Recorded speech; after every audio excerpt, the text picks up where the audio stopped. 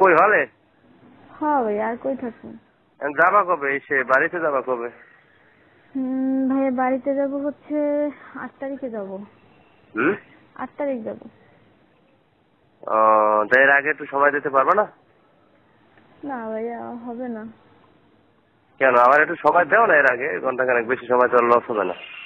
না, আমি বলছি যে আমরা যদি বিরোধিতা করতাম যে না এর চাকরি সে চাকরি হয়, তোমার বলছিলাম না সুপারিশ করবো, তারপর তুমি নাম্বার নিয়ে গেলা, তারপর কথা বললাম, এই তারপরে যোগদানের ওই এফআইআর দিয়ে তাও করাইলাম, তারপরে তোমার এই যে এখন আবার যোগদান কেরল কার্যকর হলো, তারপর তুমি এই যে এই দিলা, এই যে সব কাজই তো হচ্ছে, তারপর ওই যে মাস্টার্স সম্পন্ন করার জন্য অনুমতি, আমি যে নথিতে কি লেখছি নথিটা এনে দেখাবো না, ওইরকম সব লেখার কারো নথিতে লেখি না, তোমার নথিতে লেখছি। এখন তো তুমি এটা না বুঝো বা মানে এই না করো, এটা তোমার ব্যক্তিগত বিষয়, এটা তার আমি কিছু অনেক কিছু সম্পর্কটা জোর করে হয় না কখনই, এবং জোর করে হলে সেটা কোনো মজা নাই এবং সেটা কোনো লাভও নাই, এবং সেটা যারা বুদ্ধিমান জ্ঞানী লোক তারা সেটা করে না। সম্পর্কটা হতে হবে মানে একেবারে মানে ই করে খুশি মতে। এখন যদি জোর করে কোনো কিছুই ফলও ভালো না এবং সেটা ভালো হয়ও না এবং সেটা ভালো এরা আমি ব্যক্তিগতভাবে আমি নিজেও পছন্দ করি না। কথাটা বুঝছো? এটা হলে যার মনের ইচ্ছা, মনের টান যদি না থাকে সেখানে কোনো সেটা করতে আমি রাজি না। আমি চাচ্ছি তোমাকে মানে বন্ধু, ঠিক আছে তুমি বললা, আমি খুব খুশি হলাম, কিন্তু বিষয়টা হচ্ছে আমি চাচ্ছি তোমার মনের দিক থেকে আমার সাথে ফ্রেন্ডশিপটা বন্ধুত্বটা করবা। এই বন্ধুত্ব আমি তো আপনার পার্সোনালি এজ এ পার্সন অবশ্যই পছন্দ করি এবং বন্ধু হিসেবে কোনো সমস্যা নেই, কিন্তু আপনি যে বলেন এর সাথে আমি একমত হইতে পারি না।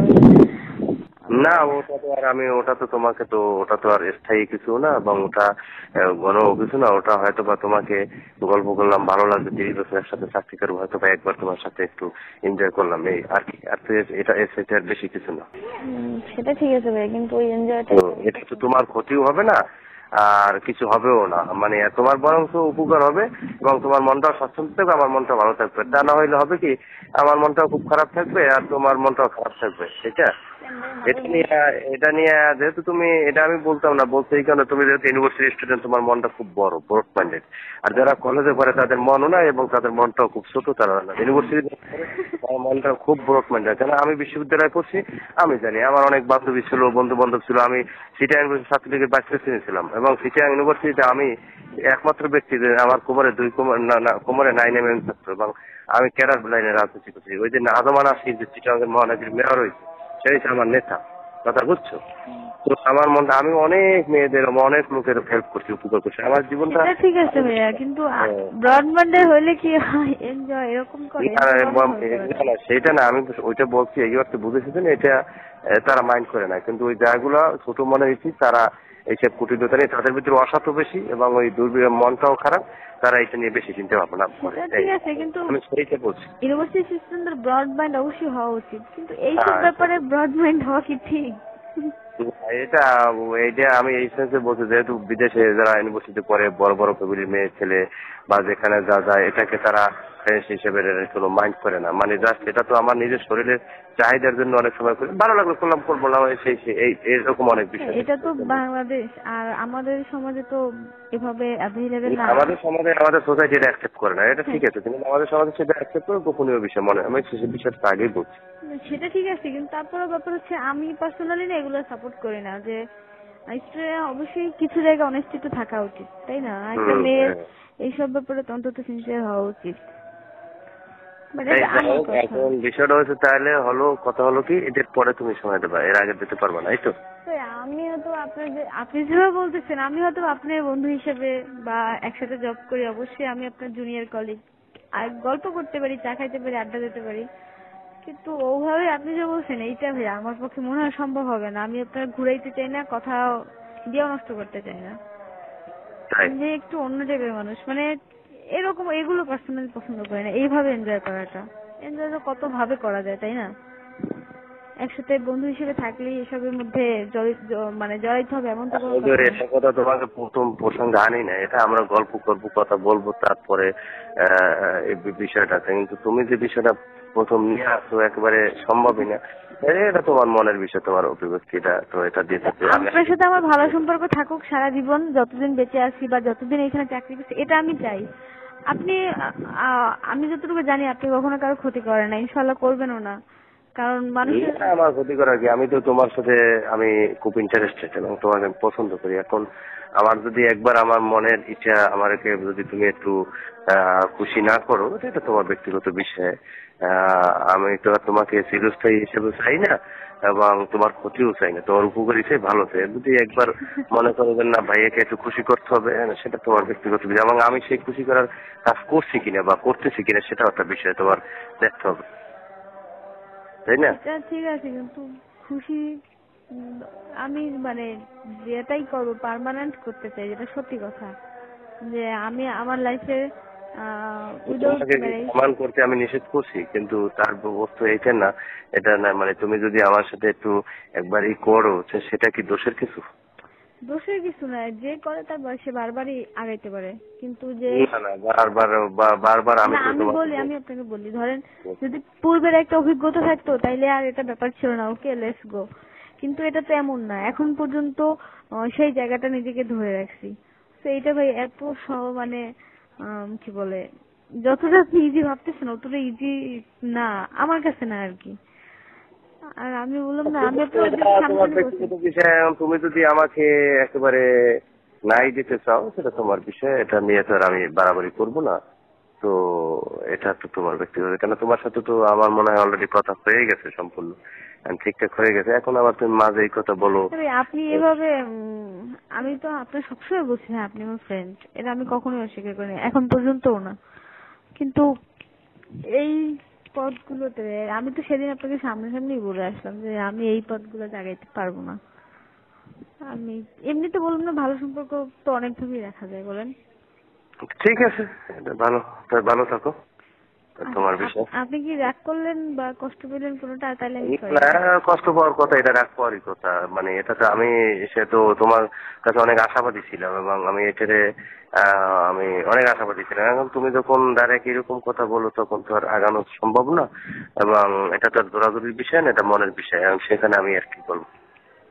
সেটা ঠিক আছে, এখন মনে আপনি এখন কি বলে, আমি এখন পর্যন্ত তো বললাম না এগুলোতে কখনো কোনোদিন এগুলো আমি কি চিন্তা বলছি করিনি। তুমি এখন পর্যন্ত ফুল করেছো না? আমি তুমি একটা ম্যাচিউরড মেয়ে এবং তুমি অনার্স পাস করে ফেলছো অলরেডি, এখন মাস্টার্স করতেছে।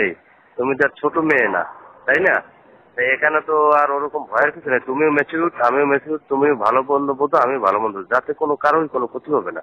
এখন সে বিষয়টা এখন এই হলো অবস্থা। এখন তুমি যদি এখন তুই আমাকে পছন্দ করো না করো, তাহলে আমার তো আর কিছু করার নেই।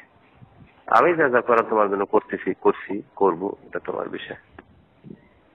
আমি তো এক কথাই বলছি, এটা জোরাজোরির বিষয় না, এটা একান্ত গোপনীয় বিষয়, একান্ত ব্যক্তিগত বিষয়, একান্ত ভালো লাগার বিষয়। এই সেইগুলোই তো আমি বলছি, তাই না? সেটা ঠিক আছে, আপনার কথাও ঠিক। এখন তুমি যদি মনে করো না ভাইয়া খুব রিকোয়েস্ট করতেছি, আমি তো তোমার কাছে জোরালো কঠিন রিকোয়েস্ট করতেছি এবং তোমাকে আমার ভালো লাগে, আমি বলছি, প্রকাশ করতেছি। এখন তুমি যদি আমাকে খুব বিশ্বাস তো মনে করো বা বিশ্বাস মনে করো, নির্ভরযোগ্য মনে করো, তাহলে তুমি অবশ্যই আমাকে অবশ্যই দেখি, আপনাকে বিশ্বাস করি, তুমি অবশ্যই। অবশ্যই দেখে আমাকে সময় দিবা। আর যদি মনে করো না, তাহলে তার দিবা না, সেটাই স্বাভাবিক। বিশ্বাসে আমার ঘাটতি নেই, যে আপনাকে আমি বিশ্বাস করি, শ্রদ্ধা করি, সম্মান করি, ভালোবাসি, সবই ঠিক আছে। কিন্তু তাহলে তুমি আগে আসো আমার সাথে, মেশো। না মেশলে একটা লোক সম্পর্কে ভালো বা খারাপ এটা তো বোঝা যায় না। আগে মেশা করলে, মেশলে তখন বোঝা যায় লোকটা ভালো না খারাপ। বুঝলাম। সেটাই। যাই হোক, এখন আসুন কোথায়? আমি এখন বাড়ি থেকে ওই বাড়িতে যাচ্ছি, রাস্তা থেকে। আচ্ছা, আপনি আমাকে কতখানি বিশ্বাস করেন? মানে আপনি আমাকে কতখানি বিশ্বাস করেন? তোমাকে কতখানি বিশ্বাস করেন সেটা বলছি।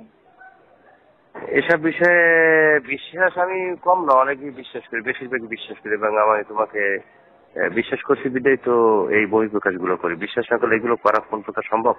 আচ্ছা, আপনার কি কখনো এমন মনে হয় না যে আমি আপনার ক্ষতি করতে পারি বা আপনার নামে খারাপ কথা বলতে পারি কারো কাছে, এরকম কখনো মনে হয় নাই?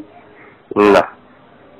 কেন মনে হয় না? এটা তো, এই চিন্তা তো অনেকেই করে যে মনে হয় না। আমি তোমার আচার আচরণে মনে করছি তুমি ভালো বা একজন উচ্চ শিক্ষিত মেয়ে, এই কারণে মনে হয় না। ধন্যবাদ আমার উপর বিশ্বাস রাখার জন্য। যাই হোক, জানা জ্ঞাত স্বরে বা জানা মতে আমি আপনার কখনো কোনো ক্ষতির কারণ হব না। ইনশাআল্লাহ। হুম, বলছি জানা মতো আমি আপনার কখনো কোনো ক্ষতির কারণ হব না। আমি তো রাজনীতি করি, অফিসার অ্যাসোসিয়েশন সেক্রেটারি, 2 বার সামনে সভাপতি পদে নির্বাচন করবে, এই করবে সেই করবো। তোমার সাথে সম্পর্কটা একসাথেই চাকরি করবো, সম্পর্কটা আজীবন আমি রাখতে চাই, যদি তুমি রাখো। আচ্ছা আমিও অবশ্যই, আমি কেন আপনার সাথে সম্পর্ক নষ্ট করব, কিন্তু ওই আছে ভাই, আমি এই অফিসার অ্যাসোসিয়েশনে না যাই রাজনীতি করতে চাই না, কিন্তু অনেক ইচ্ছা রাজনীতিতে ঢোকার। বলছি রাজনীতিতে ঢোকার খুবই ইচ্ছা। এখন ঢুকবা, এখন ঠিক আছে, ওটা করবো, আর অফিসারটা তোমার লাইন রেখে অফিসারটা তো তোমার বানাইতে হবে, সেই সিস্টেমে তুই করতে হবে, তাই না? তা তো অবশ্যই। এখন তোমার ওই পদ থেকে সিনিয়র অ্যাসিস্ট্যান্ট পদে প্রতিস্থাপন করাইয়া, তারপর সিনিয়র অ্যাসিস্ট্যান্ট পদ থেকে 3 বছর তোমার সেকশন অফিসার হয়ে গেলে তুমি অ্যাসিস্ট্যান্ট ডেপুটি আমাদের মতো গ্যাট করে সার্টিফিকেটে উঠে যাবে, এই তো সিস্টেমটাই। সেটা তো আমি বলছি করাই দেবো, এখন তো আমি তোমার জন্যই বলবো। হাইকোর্টে কি নোটিশ আসছে? ওই নিয়োগের বিরুদ্ধে কি করছে, ওতে কিছু করতে পারবে না, কিছু হবে না, আমি যে বিমার খাই। লুলু এক্সচেঞ্জের 40তম ব্রাঞ্চ সালালা সানাইয়াতে আপনাকে স্বাগত। নিরাপদে, নিশ্চিন্তে এবং ভালো রেটে টাকা পাঠাতে আজই চলে আসুন। লুলু এক্সচেঞ্জ, আস্থার অপর নাম।